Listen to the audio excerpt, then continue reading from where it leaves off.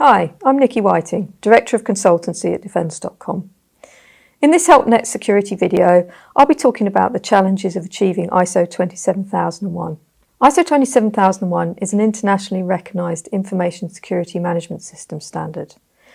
It was introduced to help businesses implement and maintain a solid information security framework to help them manage threats such as cyber attacks, data leaks and theft. The standard is made up of a set of clauses, known as clauses 4 to 10, that define the management system, for instance, risk management, information security policy, the scope, security objectives, etc. And Annex A, which defines a set of controls, for instance, patch management, antivirus protection, access control, etc., which can be used to address risks identified during the risk assessment. Crucially, the controls aren't mandatory, and you can use any controls you wish. There are a host of advantages to implementing ISO 27001 that companies should consider. The one that we see the most is customer-driven. That is, being able to demonstrate to your customers that your organisation is taking security seriously and that their data will be handled securely. Often, as part of the increasingly rigorous due diligence process that many companies are now undertaking, ISO 27001 is becoming a mandatory requirement, so organisations potentially miss out commercially by not having it. The other obvious benefit of implementing 27001 is related to reducing risks and hence the likelihood of having a security incident.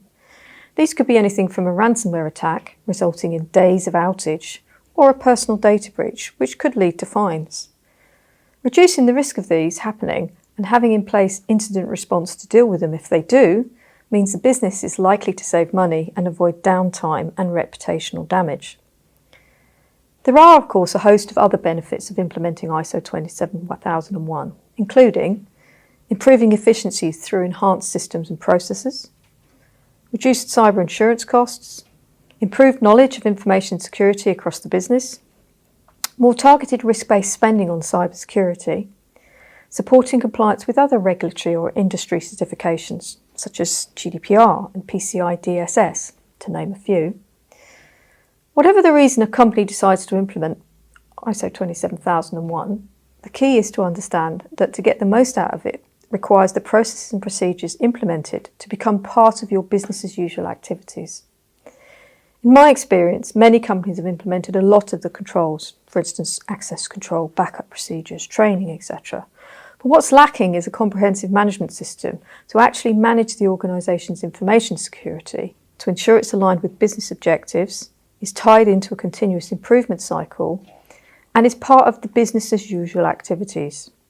As a result, many organisations have a false perception of how well prepared they are for 27001, thinking that because they've got all these controls in place, they're nearly ready, when in fact they have a lot of work to do. This is why organisations must complete a gap analysis covering clauses 4 to 10 and the controls. This will give them an accurate picture of what needs to be done and how much time and resources will likely be required to achieve certification. The biggest challenge companies will face with trying to achieve ISO 27001 certification is resource, particularly in terms of time, money and people. Most organisations don't have people sitting around with spare time on their hands to pick up a big project like this.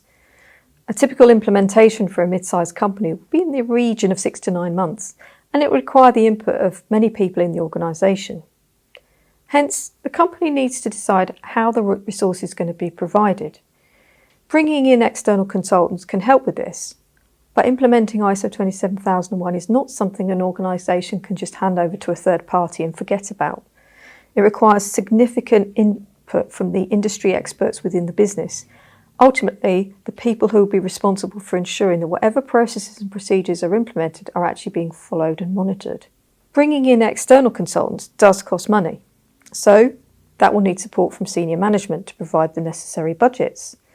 If senior management is not on board with this project, there's little point in even attempting to go for certification. I've seen many IT managers try to implement ISO 27001 without the board's support, only to fail as their resources and budgets dry up, and there's no energy from top management to push down changes in processes and procedures. Another area that many companies struggle with when implementing ISO 27001 is a lack of in-house knowledge. While it is possible in theory to buy a copy of the standard and implement it within your organisation, it will be challenging and probably take up a lot of time, especially if you've never done it before. I've seen many companies try to do this to save money, and the project has either stopped because of other priorities have taken over, or it takes them 2 to 3 times as long as it would have done if they'd have implemented with the help of a consultant. So a careful balance has to be struck. The advice would always be that if you don't have anyone in the business with prior experience in implementing this standard, the best option is to bring in expertise. It's more cost effective in the long run, and the company will likely achieve certification within a much more realistic timescale. Of course, there are different challenges faced by businesses in other industries. Traditional businesses such as manufacturing and construction firms don't handle anywhere near as much data on a day-to-day basis as blue chip companies, public sector organisations or financial institutions. As a result, they will not have had that inbuilt knowledge of how to handle data and information security, which will make this process more of a challenge. Companies operating in traditional industries like construction may not even have an operational IT function within their business. This can make it very difficult when implementing some of the technical controls that may be needed, and, most likely, they will need to outsource to an IT service provider, thus increasing the cost further. The challenges will vary from business to business and industry to industry. However, none are challenges that cannot be overcome. In the 9 years since the last release of ISO 27001, the technology landscape has changed beyond all recognition. New technologies have sprung up to dominate the market where previously, in 2013, they were only minor elements in the cybersecurity industry. As the technologies have changed, so have the pertinent threats. Information security standards must be updated for businesses to stay ahead, or at least abreast of emerging threats. This year, we've already seen updates to ISO 27002, which is the guidance on applying the Annex A controls listed in ISO 27001. While it may seem counterintuitive at first glance, the list of controls has actually decreased from the original 114 in the 2013 version to just 93 in the 2022 version. However, 11 completely new controls have been introduced, and also several of the previous existing controls that were separate have now been combined, and the controls have been reviewed and revised to reflect the current cybersecurity and information security environment. Therefore, while the list may be shorter, the scope's been expanded and it's far more comprehensive and relevant than the previous set of controls. The new controls help businesses keep up with the latest technologies and threats that have emerged in recent years. For example, cloud services were only a very peripheral technology in 2013. In contrast, now they're a dominant force in the technology industry and a key technology for many other sectors of the economy and society. A new control for information security in relation to the use of cloud services was needed and has been provided. Currently, ISO 27001 compliance relies on businesses implementing the controls from 2013. The big change is set to come in the autumn this year when ISO 27001 will be updated and brought in line with the new controls listed in the latest version of ISO 27002.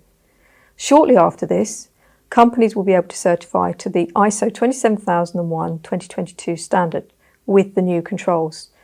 There isn't any reason to wait until then to prepare for the coming changes.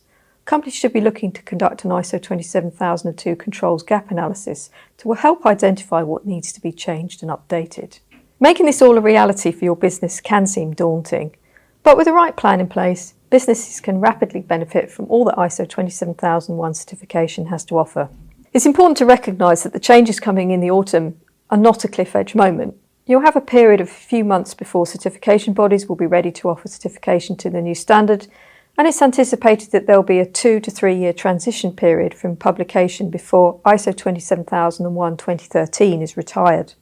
So remember, while it has its challenges, ISO 27001 compliance is invaluable for businesses to build their reputation as a trusted and secure partner in today's hyper-connected world.